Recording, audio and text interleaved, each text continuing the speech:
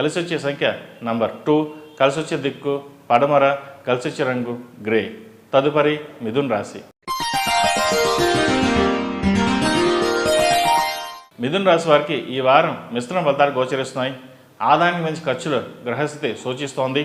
నలుగురిలో మీరు ఉన్నప్పటికీ మిమ్మల్ని మీరు ఒంటరిగానే భావిస్తారు. దీర్ఘకాలికంగా అపరిష్కృతంగా ఉన్న అంశాలను అదృష్టానికి వదిలివేస్తారు. బంధుమిత్రుల నుండి శుభవార్తలు అందుకుంటారు.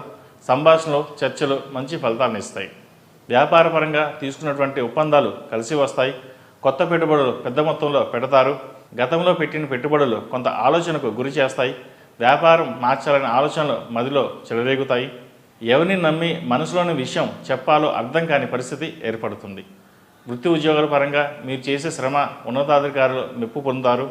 మీరు చేపట్టిన కొన్ని కార్యక్రమాలు సఫలం కాకపోవడంతో వైరాగ్యం ఆవహిస్తుంది. ధైర్యంగా ఉండండి. మనోధైర్యంతో ఎదుర్కోండి. ఏదో ఒక విషయంలో నిరాశ ఎదురైనా ధైర్యం కోల్పోవద్దు.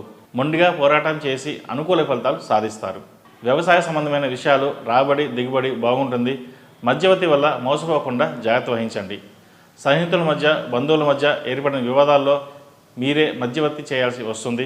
ఇది చాలా ఇబ్బందికరమైన విషయంగా మారుతుంది. ఆత్మీయుల మధ్య తీర్పులు చెప్పడానికి తప్పించుకునే మార్గాలు వెతుకుతారు. తప్పు ఎవరిదో తెలిసినా నిజం చెప్పలేని పరిస్థితి ఏర్పడుతుంది.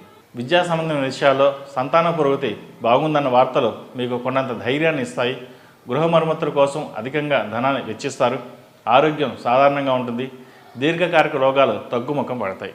ఈ రాశివారు నవగ్రహ ఒత్తులతో దీపారాధన చేయడం, అలాగే సుబ్రహ్మణ్య పాశుపత కంకణం ధరించడం చెప్పదగిన సూచన. ఈ రాశిలో జన్మించిన వారికి కలిసొచ్చే సంఖ్య నంబర్ 9, కలిసొచ్చే దిక్కు తూర్పు, కలిసొచ్చే రంగు గ్రీన్. తదుపరి కర్కాటక రాశి.